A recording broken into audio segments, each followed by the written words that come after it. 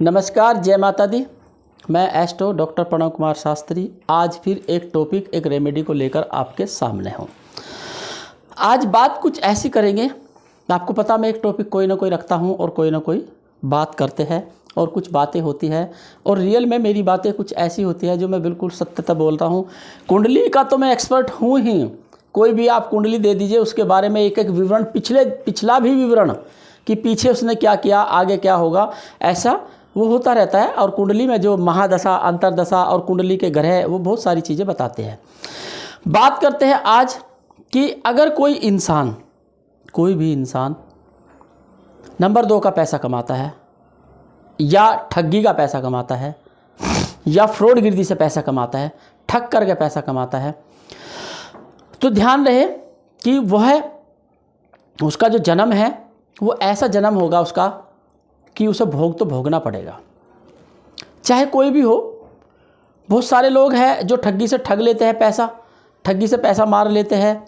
और बहुत सारे लोग जो अधिकारियां हैं, अधिकारी रिश्वत का पैसा लेते हैं, खूब हराम का खाते हैं, खूब रिश्वत के पैसे खा खा करके बने होते। अब आप ये देखिए, जिसके रिश्वत का पैसा आएगा, मैं आपको रियल बता देता हूँ, मैं कम से कम भी सैकड़ों नहीं हजारों ऐसी कुंडलियाँ देखी होंगी और ऐसे लोगों से मिला हूँगा जिनके घर में नंबर 2 का खूब पैसा आता है, लेकिन उनके घर में या तो बच्चे खराब होंगे,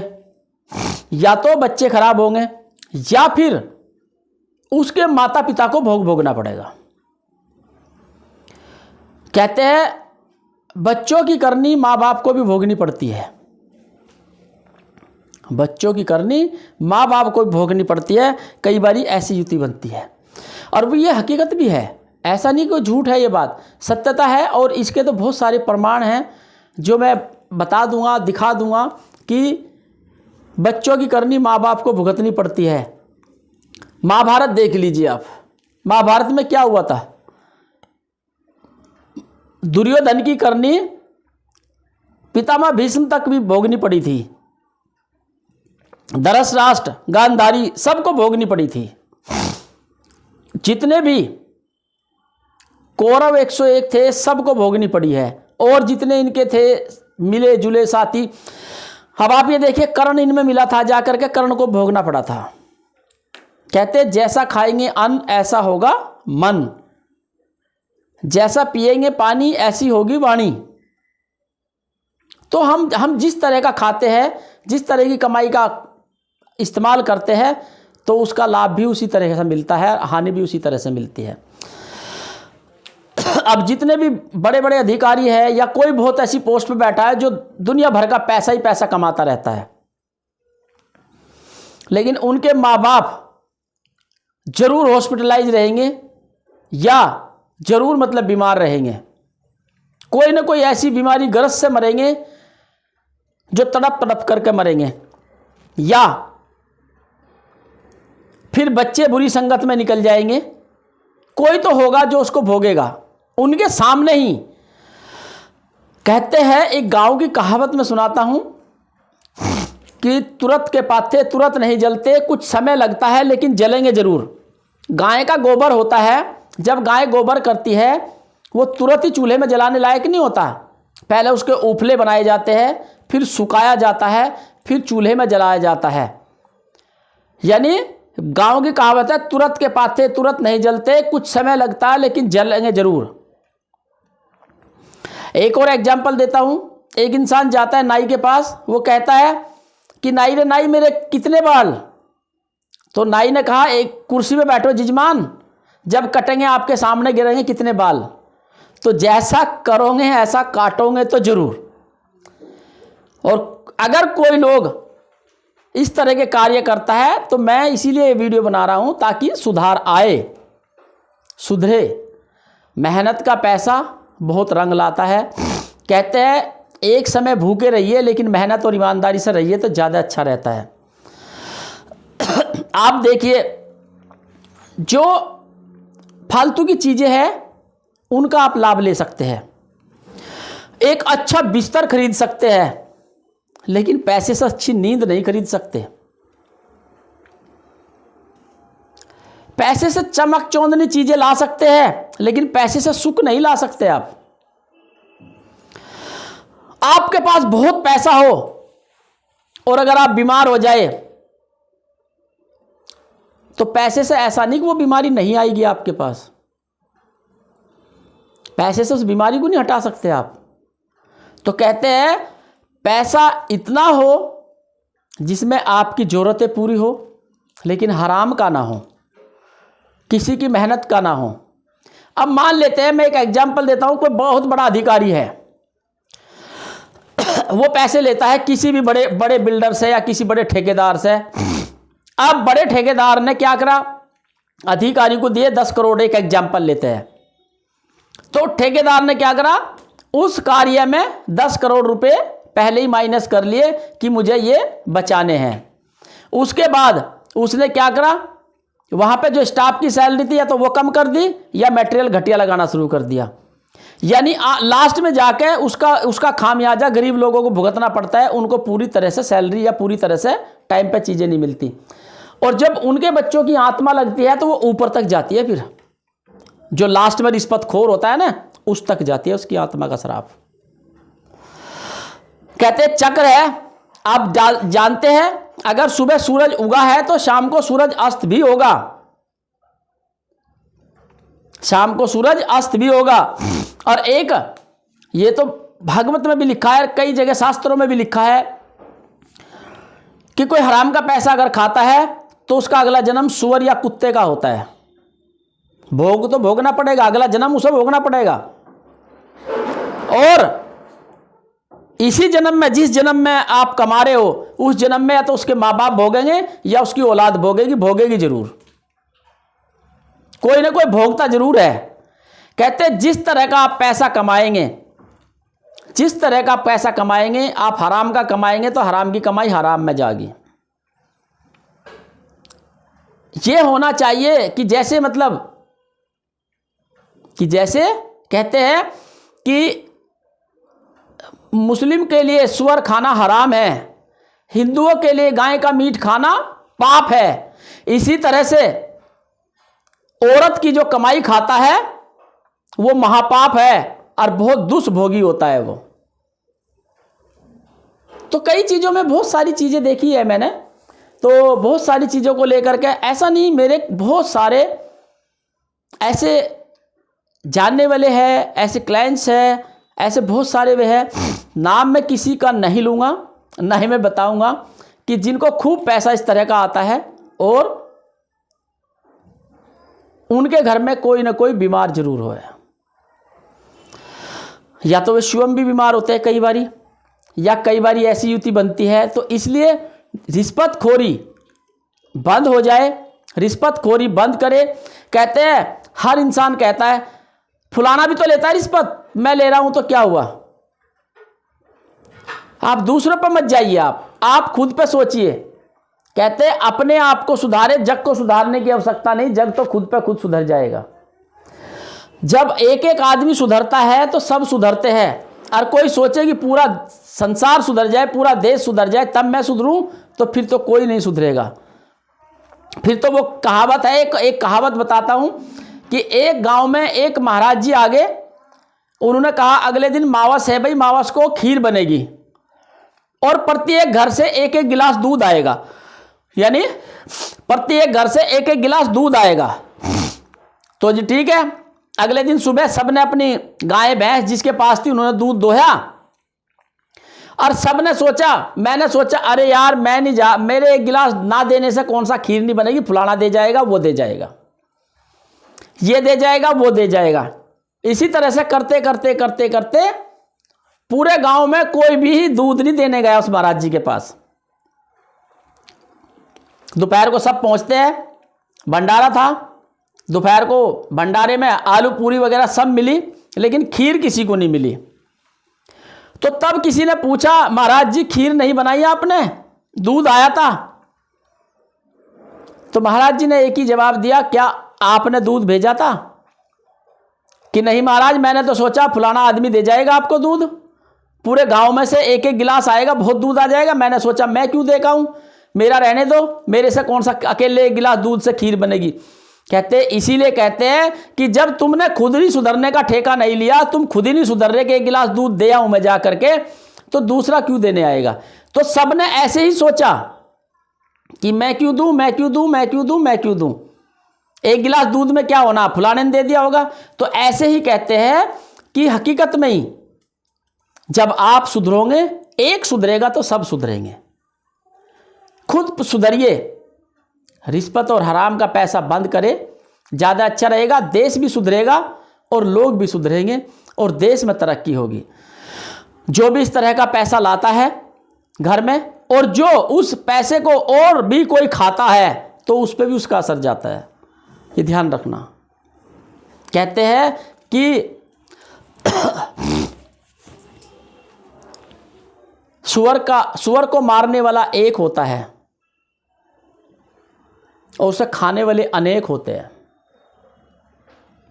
बकरे को मारने वाला एक होता है, उसे खाने वाले अनेक होते हैं। यानी वो बोटी बोटी गया ना सबके घरों में। तो इसी तरह से कहा है कि इस तरह का पैसा जहां जहां भी जाएगा, जिस जिसके पास भी जाएगा, उसको हानि पहुंचाएगा। जितने बड़े अधिकारी है, मैं तो ये सोचता हूं जितने बड़े अधिकारी है उनसे बड़ा भिखारी कोई नहीं है।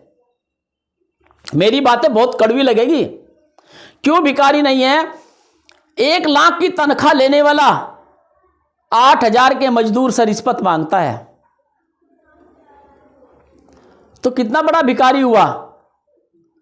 एक रिक्शा चलाने वाले से रिश्वत मांगता है, एक रेडी वाले से रिश्वत मांगता है, तो उससे बड़ा भिखारी कोई हो सकता है। 1 लाख कमाने वाला 8-10 हज़ार रुपये महीना कमाने वाले से रिश्वत मांगता है, तो उससे बड़ा कोई भिखारी होगा। और देखिए, उस पाप का भोग तो भोगना पड़ेगा। कोई सोचे कोई नहीं देख रहा, इंसान कोई नहीं देखता किसी को भी। इंसान तो आज की समय में कबूतर की तरह हो चुका है कि बिल्ली को देखकर आंख बंद कर लेता है अपनी ही। हमारे पड़ोस में क्या हो रहा है हम नहीं देखते, किसको क्या हो रहा है, ऐसे ही सब लोग सोचते हैं। तो इसी तरह से एक दृष्टि है जो हमेशा आपके ऊपर रहती है, वह दृष्टि है परमपिता परमात्मा की। और परमपिता परमात्मा हर समय आपको वॉच करते रहते हैं, देखते रहते हैं क्या कर रहे हो, क्या नहीं कर रहे हो, क्या नहीं कर रहे हो, कितने बुरे कर्म आप भोगोगे, कितने बुरे कर्म आपको करने हैं। वो वहीं से बैठे हुए देख रहा है, उसी के अनुसार आपके खाते लिखे जा रहे हैं। मरने के बाद कुछ नहीं कोई तला जाता, भुना जाता। कहते हैं मरने के बाद ये होगा वो होगा, कुछ नहीं होने का। मरने के बाद कुछ नहीं होता। कहते जिंदा वहां जा नहीं सकता, मरा हुआ वहां आके बता नहीं सकता, वहां की कथा किसी को नहीं पता है। लेकिन ये जरूर कहूंगा कि अपने कर्म के अनुसार आपको फल जरूर मिलता है।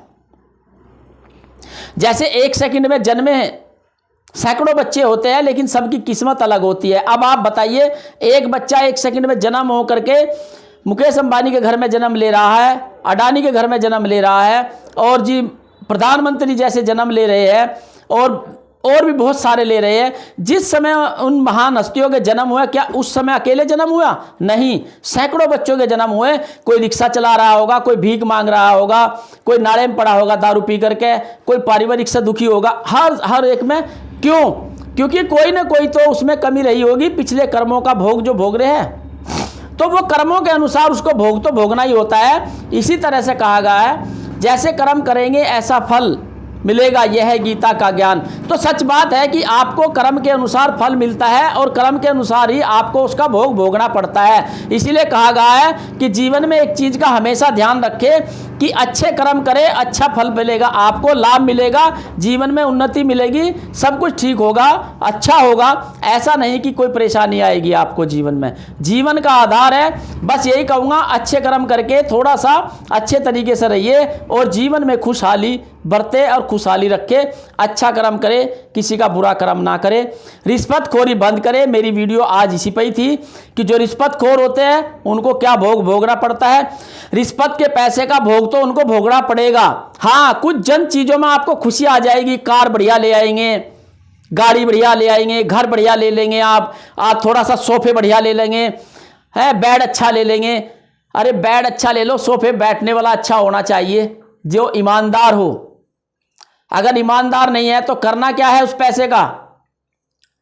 कहते हैं 2 चीज हमेशा ध्यान रखना, आपकी ईमानदारी और करैक्टर, 2 ही चीज आपके साथ रहता है।